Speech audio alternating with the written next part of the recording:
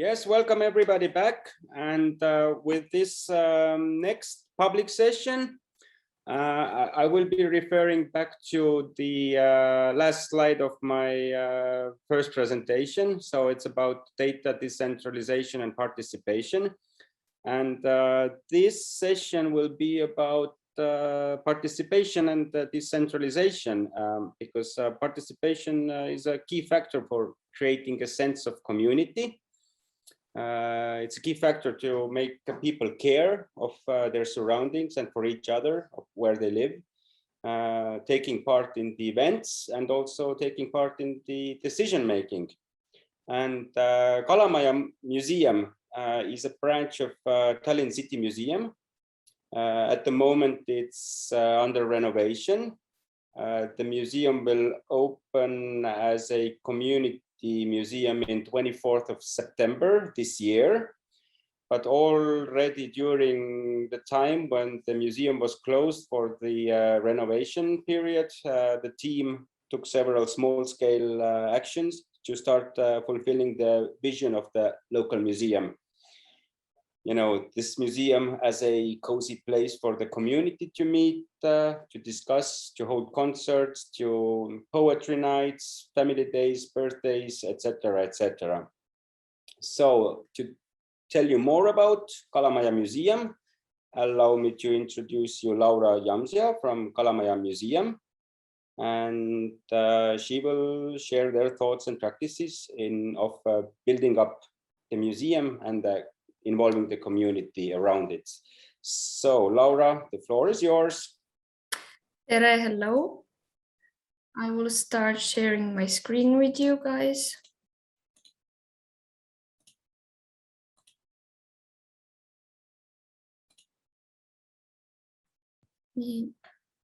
Is it visible for everybody? So, yes. Tere, again, greetings on behalf of Kalamaja Museum. My name is Laura Jamsia, as Lennart said. I'm also an anthropologist, so I'm glad that anthropology has stolen the day. And it will be interesting, I guess, for you and for me as well, how our presentations will collide and form a dialogue, I guess. And today I will take you on a journey, very intensive one, how to create a museum with and for the community, on the example of the foundation process of Kalamaja Museum, which is still ongoing. But for the starters, Kalamaja. Kalamaja in Estonian means actually fish house or house of the fish. It is a district in North Tallinn by the sea.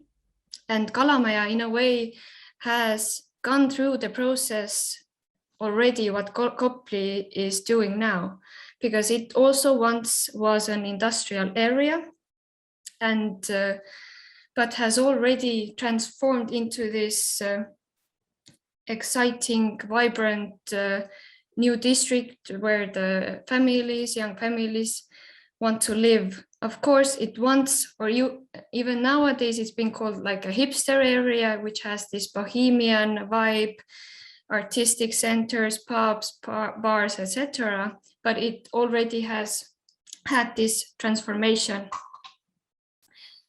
And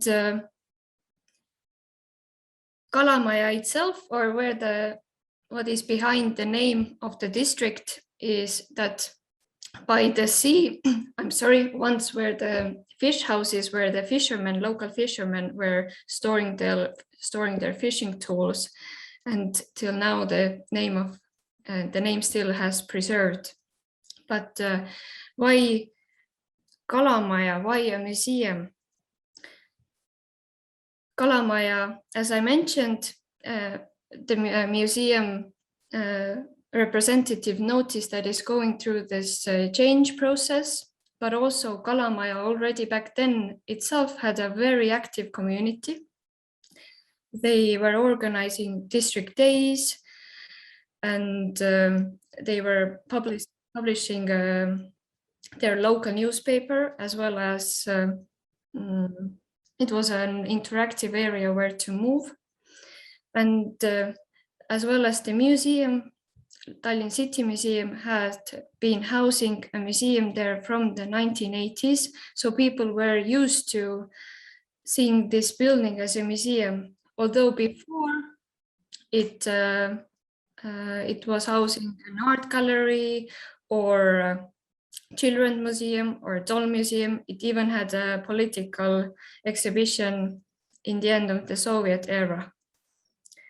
So, and in the head of the former director of Tallinn City Museum, she combined that, wow, there is this great community, this area which is going through a change. Why not try to found Estonia's first community museum, which would be founded together from the very first second with the locals. This is where we are now.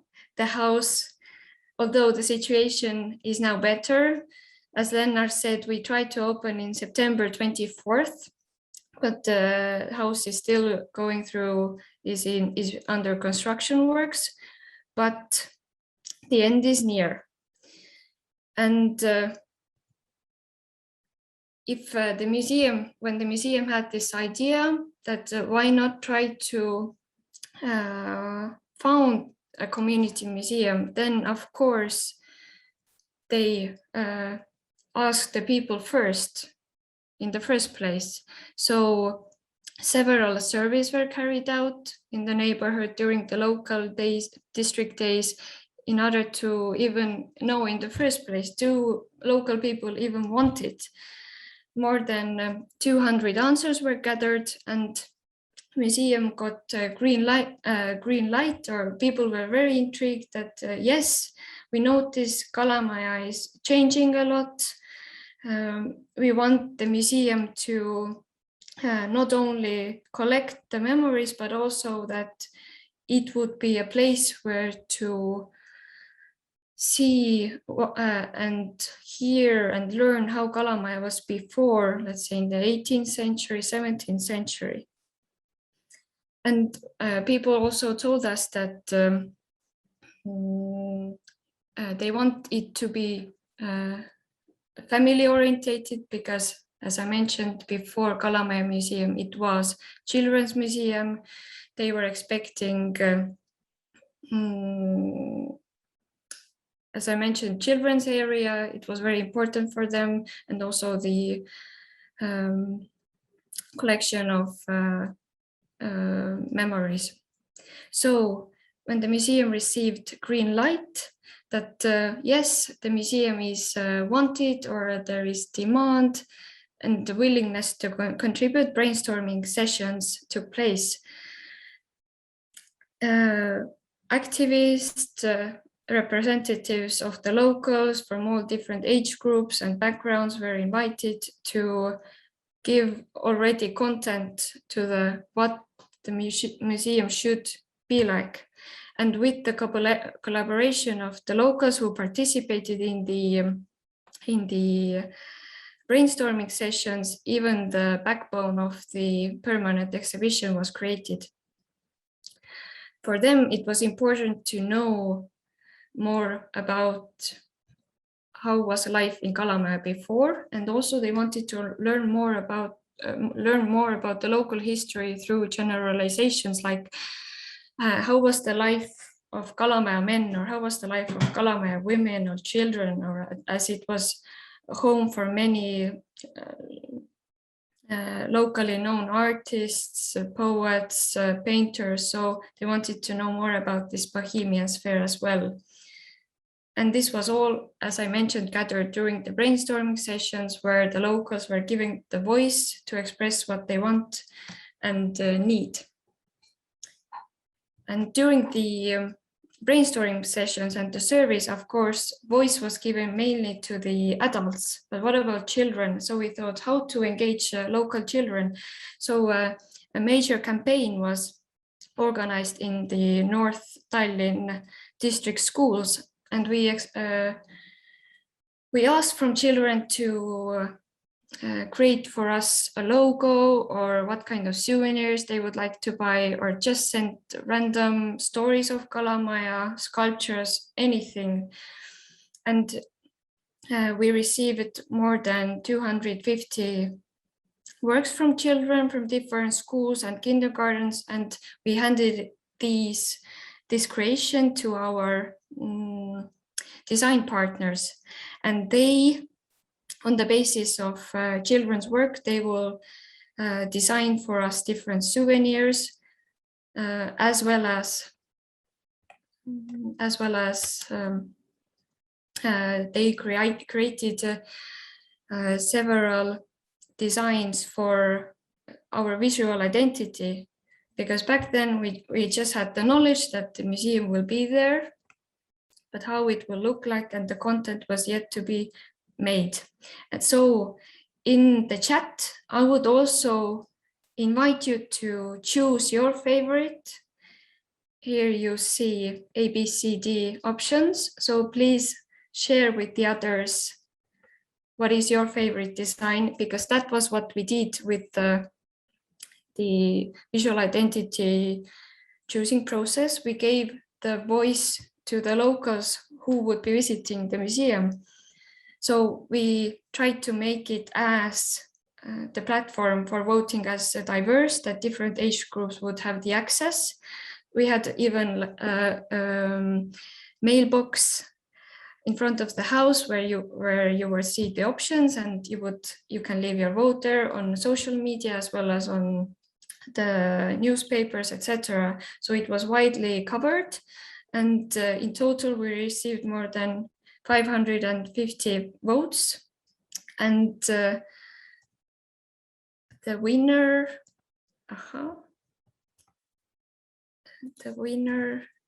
was this fish eye perspective, which in a way fits well with the Kalamaja being the fish house, and to read the story or learn about the fish house district in a way through the fish eye perspective, everything made sense, and it's very simple yet bold and distinctive. Maybe it's interesting for you to know that in our collective or with my colleagues, this wasn't our first choice at all, but we decided, as I mentioned, that our guideline that we are a community museum and we want the locals share their voice, then it was important for us to make this decision on the basis of that term. But what else? How to create the content for the museum itself. And in this content creation phase, of course, the most important or the foundation in a way of the museum is the interviews we made, semi-structured in-depth interviews with locals. The youngest has been 10 years, the oldest 80. So it's quite a age range of what we are proud of. And we consider locals as our colleagues, even because, as Sigrid mentioned, what we have noticed during our work is people want to be heard, they need to be heard, and this process really brings people together. I think, as I mentioned, some of the oldest ones have been more than 70 years old. They have even become like our second grandparents, because not only we speak once often, these are multiple interviews to provide extra details and if they have forgotten something. So it's an ongoing dialogue with, in a way, our colleagues, our contributors. And museum consists of course, as an anthropologist, I value the oral stories, histories, but also material history or materials, the items which help to tell the story of Kalamaja from different perspectives. So there were also different collecting campaigns which took us really to attics, to cellars, to rooftops. We have discovered Kalamaja from different angles. which is interesting that we have also now found contact with construction companies, that when there is not demolition but construction works in these old wooden houses, they call us and ask that, oh, come and have a look around in the basement. And also people already know us because the process has been going on for 2.5 years now, and that they call us that have a look, that maybe something might intrigue you. And yes, if you look at this rat on the right photo, this will also be part of Kalamaja Museum exhibition, because rodents, rats, mice also play a major role in, as we found out in the interviews made with Kalamaja people. And also we have received a lot of donations that the people have contacted us. And at first, of course, we had to spread information about our assistance wider, that we wrote about our, say, campaigns, etc., in newspapers or in social media. But the more we have been operating, the more people now know us and know how to turn to us. And I guess our craziest campaign, collecting campaign so far, was when we were sharing the news that we desperately need toilet seats. It's true, we wanted toilet seats because they tell the story of Kalamaja very well. The house where Kalamaja Museum will be located was once built for a one-family home, but during Soviet times, it was turned to a residential building with 7 kitchen studio apartments. So each apartment also had their toilet seats. So in a way, these 7 toilet seats, we actually even gathered more, but they will tell this they will tell in a very grotesque way how was it to live this communal life during the Soviet times in Kalamaja. And of course, besides interviews and items, we valued photographs made by local people. And for us, it was important that when someone hands over the albums to us, we just digitalize them and then hand them back over, because then this local knowledge would be given on to from generation to generation, and that this knowledge would stay in the family. So now we have this amazing content, but how to really give the knowledge back. So we made it our goal to be present on the street, to be visible for the people who have not only contributed, but also to those to whom we haven't been able to reach so far. So we have organized several actions, photo exhibitions. On this photo, you will see an exhibition based on children's works, which we placed in one of the most used pedestrian tunnels in Tallinn, which connects Old Town and Kalamaja. And it was impressive to see how empowered the children as well as the teachers felt when they saw their work in this often used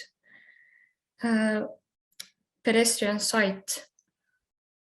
As well as we tried to take as much advantage of the interviews we had made and the albums photos we had used. So we came up with this project that we united past and present by taking the stories we gathered to the locations they took place. So we asked for permission from the representatives of the houses in Kalamaja, where the storytellers lived, and we placed the photo stands with the stories in front of it. And we were encouraged to continue with this kind of projects because the representatives of the houses shared their feedback that it increased a lot their knowledge of local history, as well as the issue or the emotion of pride that they were proud of living in an area which has such a long history. And they several shared that when they have visitors or guests, they also show the photo stands to them. So yeah, to unite past and present was our mission with this photo exhibition as well. In Kalamaja Kalamaja was working one of Estonian first photojournalist called Hans Soosaar, and he was walking in Kalamaja in 1927, approximately, so almost 100 years ago. And he was interested in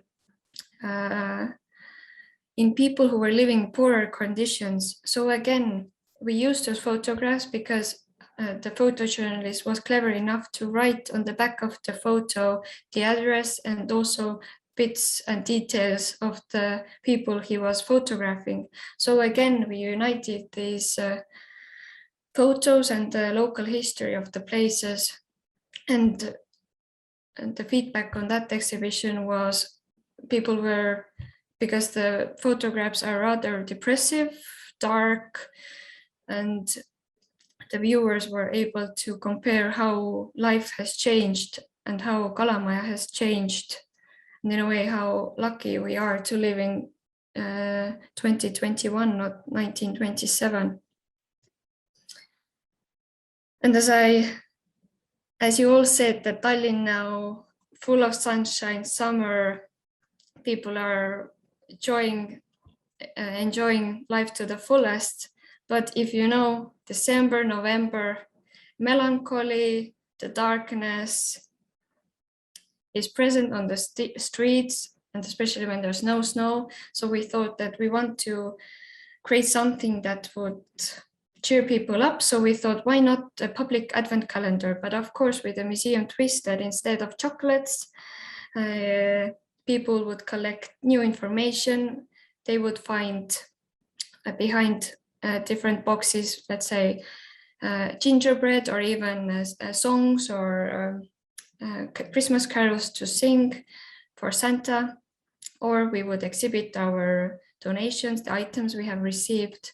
And but it was also a way how to engage people daily, that from December the 1st till December the 24th, they would have something to look for, that they would have a purpose to visit Kalamaja Museum, or at least the exterior of it, and open this tiny box and see what's inside. And I guess what we are also proud of, how we have managed to give platform for the locals, or the platform for exhibiting their passions or hobbies. I mentioned already the elderly who we have asked to contribute or create content by writing blog posts, by sharing their memories, or even they have given content for social media, etc., and for tours, for free tours we do. But some really locals have become our, we name them stars, our own stars, because the man on the left here, Andres, he lives opposite the museum house, and he's obsessed with maintenance hall covers. So he started organizing free tours for interested ones in Estonian, in English, in Russian, for people who would listen about his maintenance hall cover stories. And people are obsessed with him now because he tells the stories in an intriguing way. And this collaboration has led to that he also published his book 2 months ago on those maintenance hall covers. So it has become like a that we just provided the platform, and we listened, and thanks to trusting him, he opened up and he's inviting all these other people to his world and to Kalamaja as well. I guess what we have learned the most during our 2.5 years, that everything works if you add a twist to it. That's why those seat toilets were collected, etc. Of course, adding a twist requires a lot moving out of your comfort zone, or it also needs a bit of more management, because standards are often preferred, etc. I mean standards, but let's say when you ask for sponsorship, etc. But we have realized that twists and crazy aspects, they do work.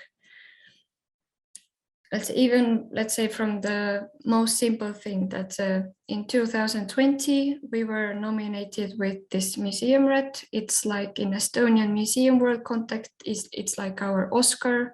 We received this Oscar as the friend of the community, and as at that time the museum was not ready, we thought, what to do with this rat, where to exhibit it. But then we came to this idea that wow, this reward or the award belongs to the locals themselves. So from January 2020, this rat has been living in different Kalamaja homes. The rat is named Mai. Mai means May, month in Estonian language, but it also is a woman's name, and a woman, Mai, has helped us a lot during the museum foundation process, so we decided to name it after her. So every month the rat moves, and it has also survived the Corona times. As you can see, we handed over the rat with a bit of toilet paper and a mask to be that everybody would feel secure. And what is a common practice already in Tallinn and in the rest of the world is, of course, community garden. We also have our garden for the second year. Last year we grew potatoes, and local housing societies were having their meetings there. But also we were approached by a daughter and a mother and daughter duo who said that, we have an intriguing exhibition. We are interested in geology, and we have found from Kalamaja some interesting artifacts. Can we exhibit them? We said, of course. So who is now in Tallinn can have a glimpse to our garden and look at the artifacts. But I guess one of the biggest projects with this twist we have come up with is Years of Kalamaja. The project got its inspiration again from the interviews we made. As an anthropologist, I'm interested in sensory experiences, interested in the sounds, the smells, everything that you can experience with your senses. So we asked from Kalamaja people, former and living there now, that what are the sounds that describe life in Kalamaja. And one repetitive answer was that Kalamaja is described by thin walls, so that they are so thin that sometimes you can even hear how your neighbors whisper. So we developed this idea further and contacted our neighboring district artist Flo Kasearu, who came up with an idea that if we have the ears or the thin walls through what the ears are listening to the secrets, why not have ears of Kalamaja people in the museum house itself before going to reconstruction works. So she came up with the idea to use material used in dentists,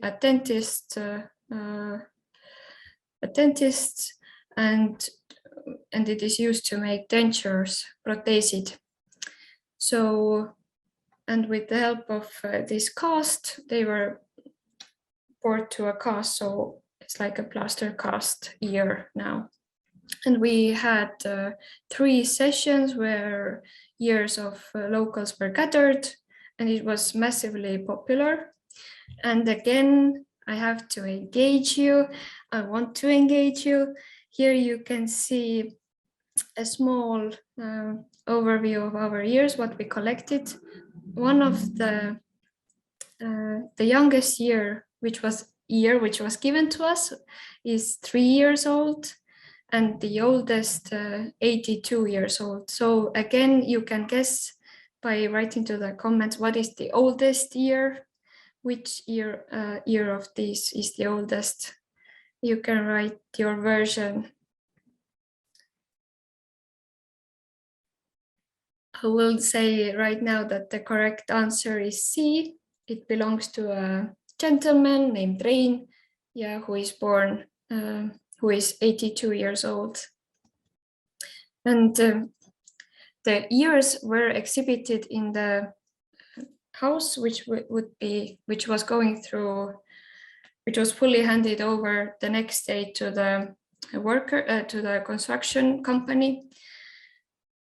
But the ears were complemented with the stories told by Kalamaja residents.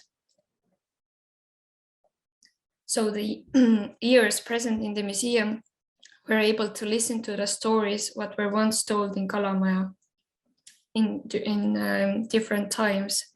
So it turned into this art sound installation project. The museum was open for 12 hours from 12 p.m. till midnight.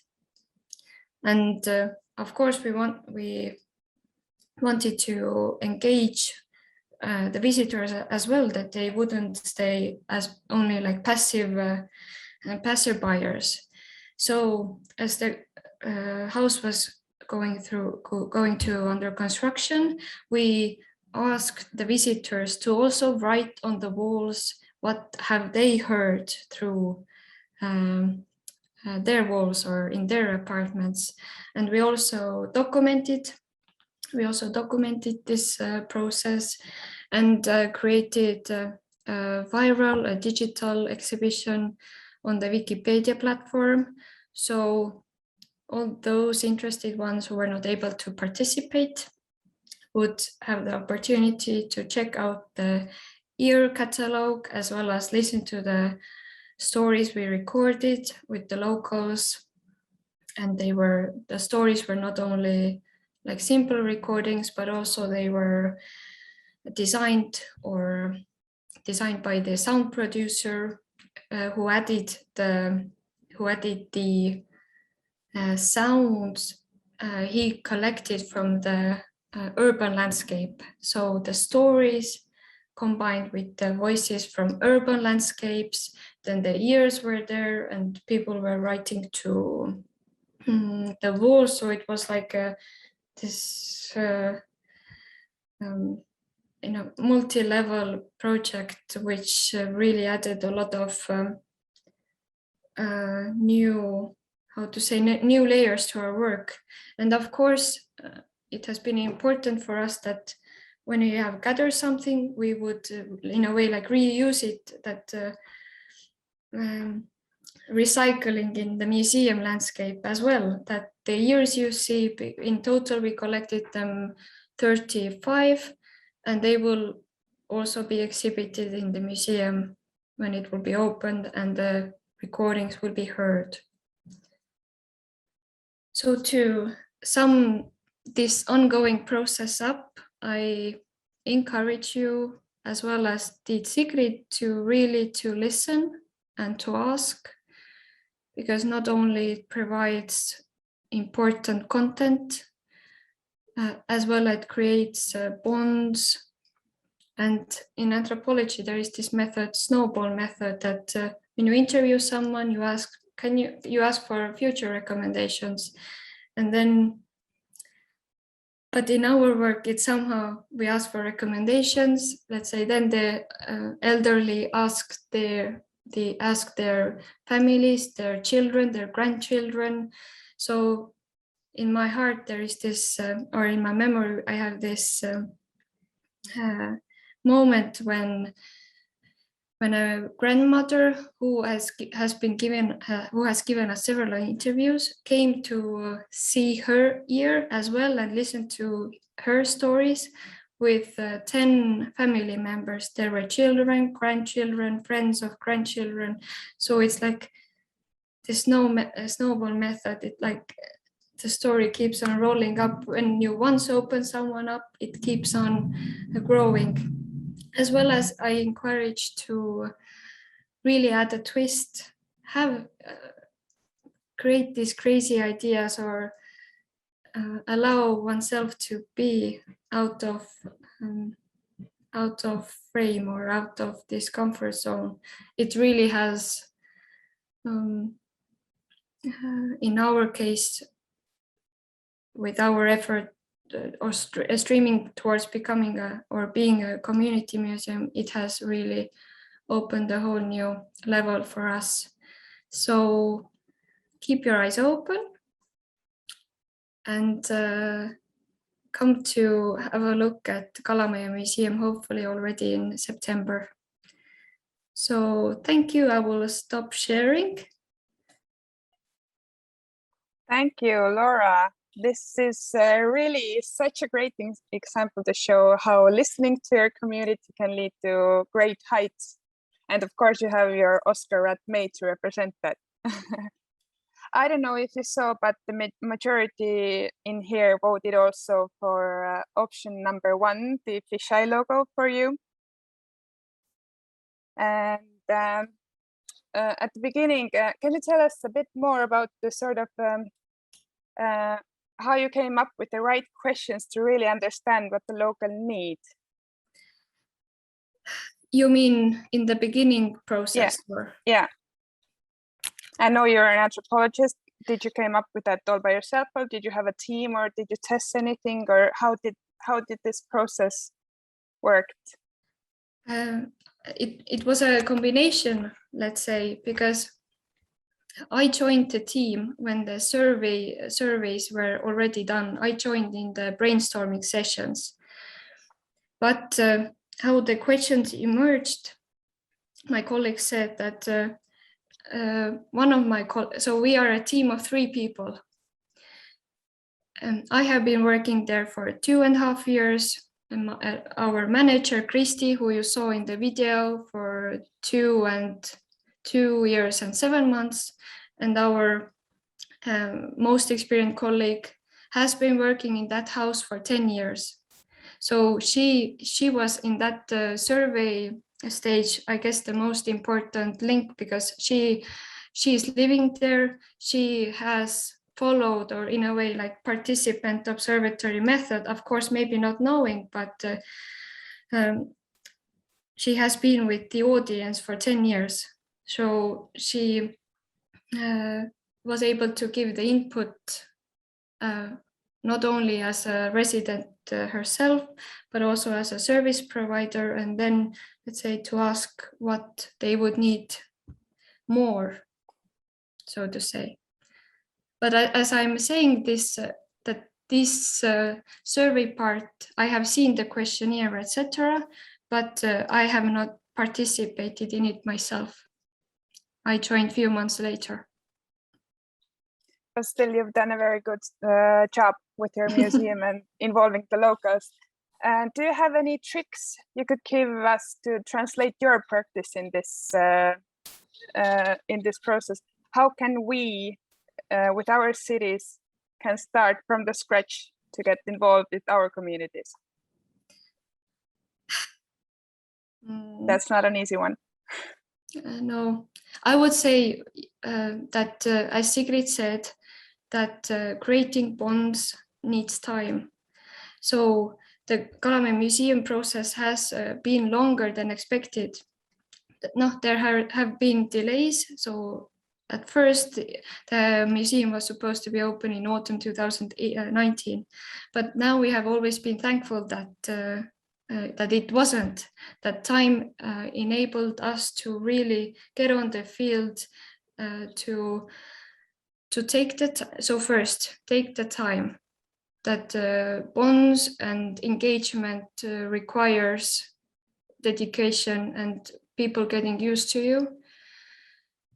Great, I said, non-standard projects, which might be at first place maybe difficult to fund, but they will grant you a lot of publicity, or that when we were asking for the toilets, people like, what is this? What is happening? Are you going mad? But it creates knowledge and it intrigues people. And I would say in the museum content that also try to engage different age groups. Don't only think about how to be active on social media, but try to be present just on the streets, because the elderly people, they told how they found us, that they read newspaper, they watch local TV news, and or even like when they meet with their group of friends, so it's important to somehow reach to them. Where we have room for development, that we have conducted, let's say, interviews and in Estonian and in Russian, but we also want to expand to English. So English speakers, because Kalamaja is popular also among the info technology crowd moving to Tallinn. So I would say different platforms for sharing your knowledge, as varied in as many languages as possible, and be curious, ask and you will, ask and you will be given, in a way. Are you also asking for your local community about which artist would they like to see, or how to select your artists? What do you mean by artists? The exhibitions, the artists. The exhibitions, so far, in museum, you also have curators.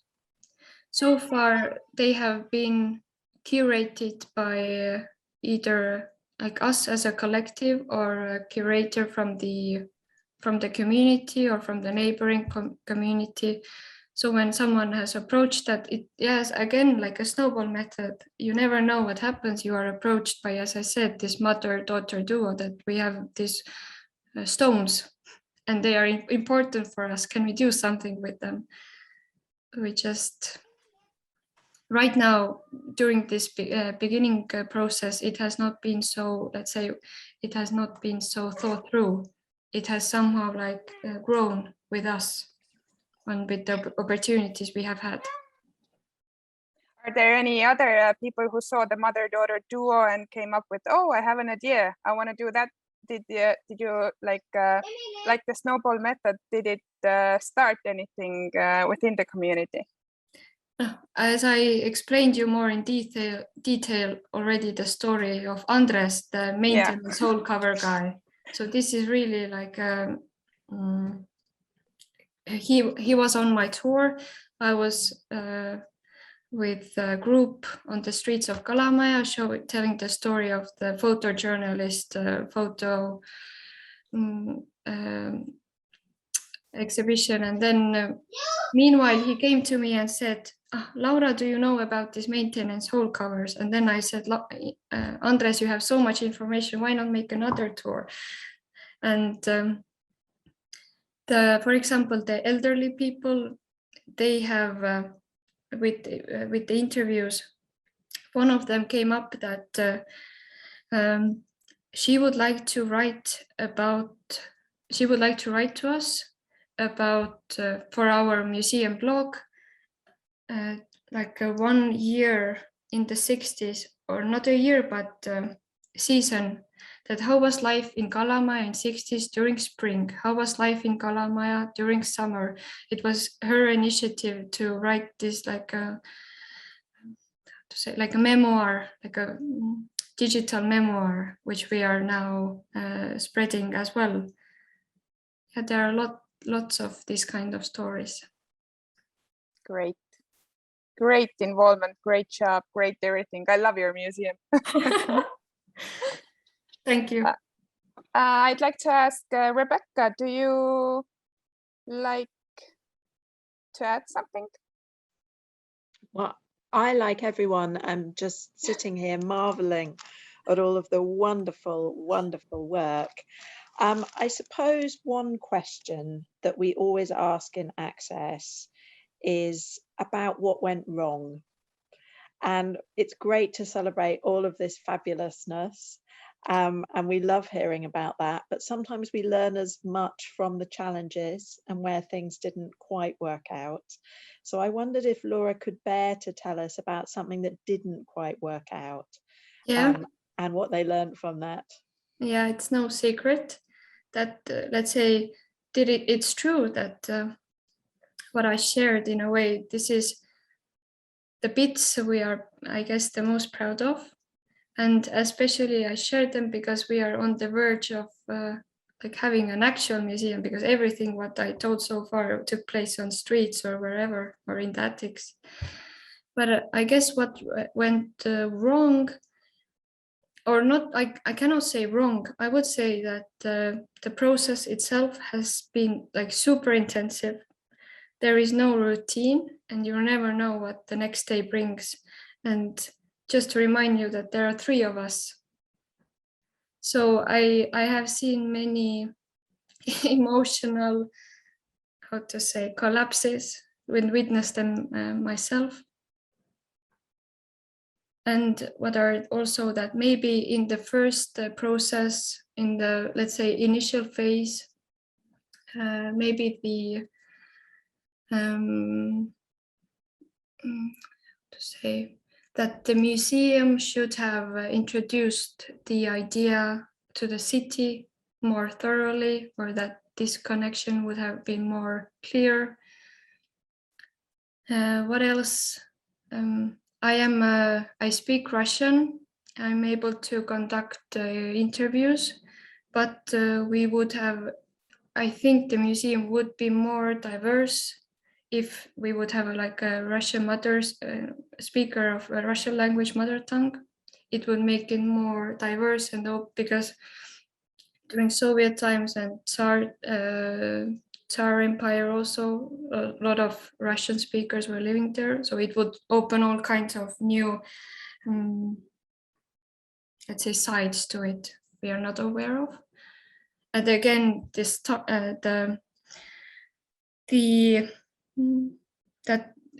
yeah, as I said, 3 people, so like we cannot reach everywhere.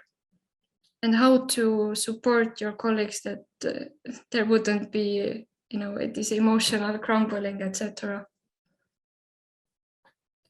And yeah, I would say that the main what we have had, that how to survive and how to stay healthy when the journey is as intensive and interesting as it was, and how to be more clear, let's say, with the city, etc., to be as engaging with the locals as well as to the city. Yeah, I guess these are the biggest. Everything else would make it more diverse, but these were the lessons we learned, I guess.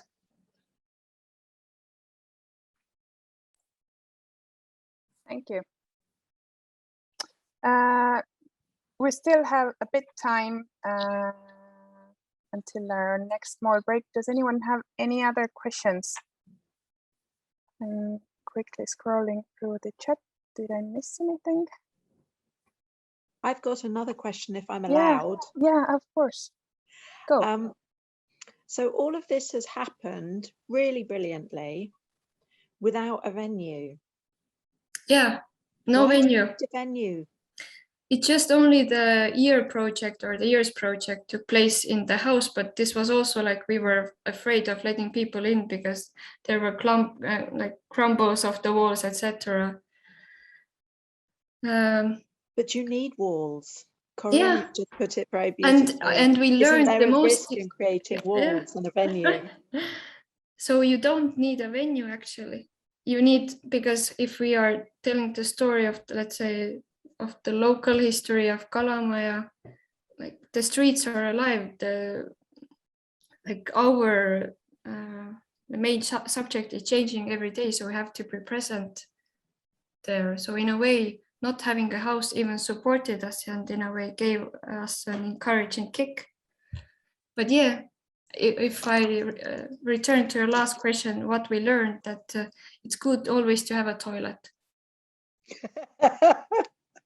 You need a toilet. You don't need a venue, but it's better to have a toilet and a bit of tea, like in England. I mean, the always. tea part.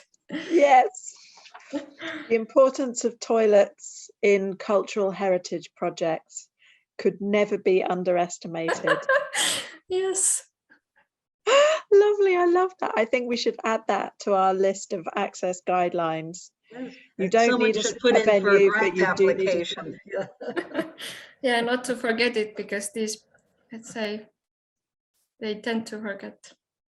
They tend to be forgotten. So did we. Right. And Laura, can we send people to come and talk to you about your fabulous work? Because, you know, there are, let's have a look, 34 of us here. But I know so many people who need to learn from you guys. Of course. Yeah, we would be intrigued to share. And I guess because, as I said, it has been an intensive, inspiring process. And I'm sure that,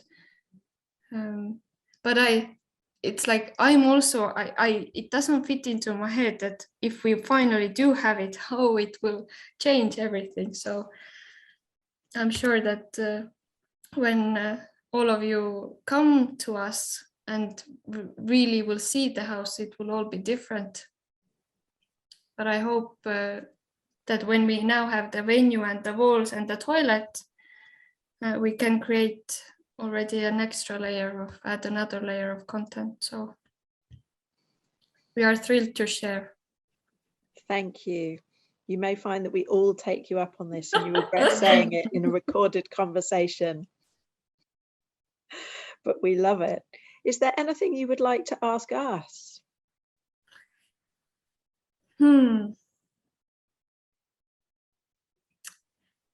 What I would say,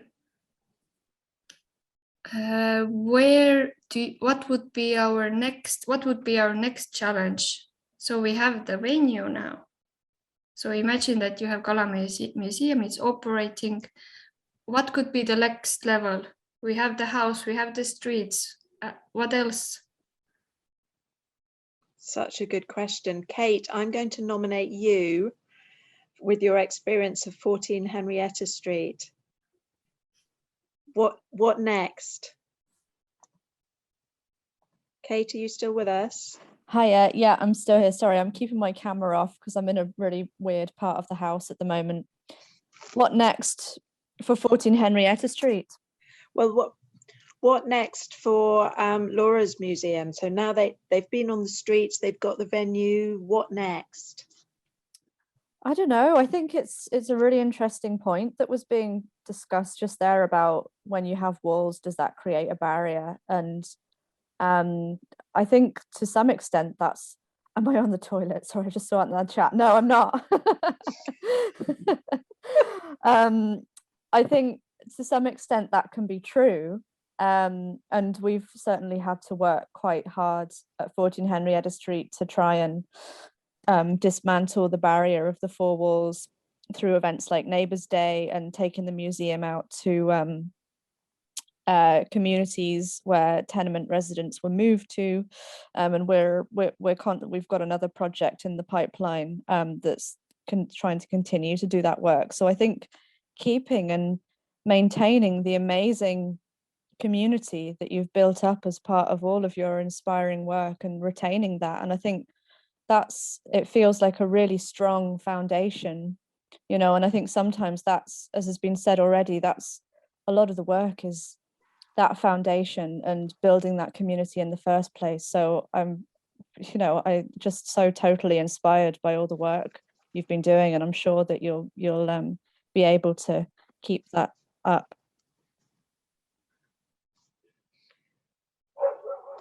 I think the signs are all there of much future success.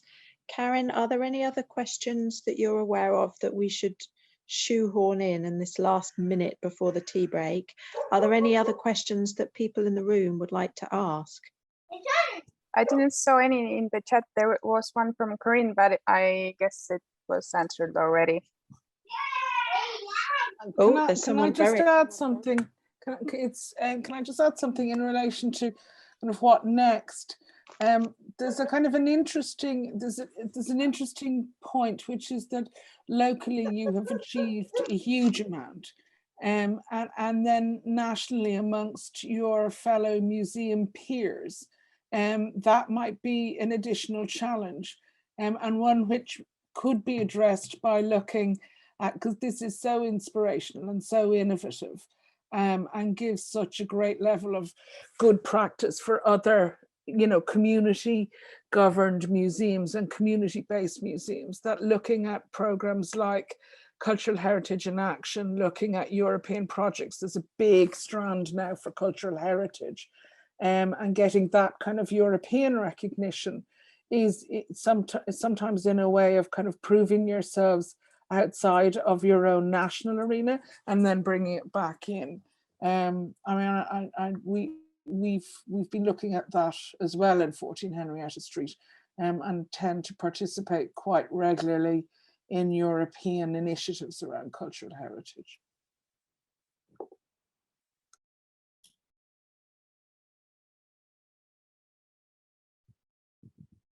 Thank you, Tracy. Rebecca, you're on mute. Thank you, Tracy, top tip. And I was thinking, actually, going back to the timelines, perhaps a success might be some kind of joint approach to this from Access Cities, where we have in every visit found that museums are doing particularly strong work in cultural inclusion, museums very broadly interpreted. So I think there's something that we should pick up there in a core team meeting about how we take what we're learning, this existing network, and see where we can take it forward. It's my job to remind us, I'm afraid, that it's time to draw this session to a close. Though the good news is it's time to step away from the screens for 15 minutes and have a cup of tea or coffee. Karen, would you like to extend our thanks formally on our joint behalves? Karen or Corinne? You. I was in doubt as well. Sorry, Karen, but both of you. It's an inclusive approach. So thank you, Laura, for taking the time and being here with us today and sharing your magnificent trip and the little things that didn't go as planned this first time. And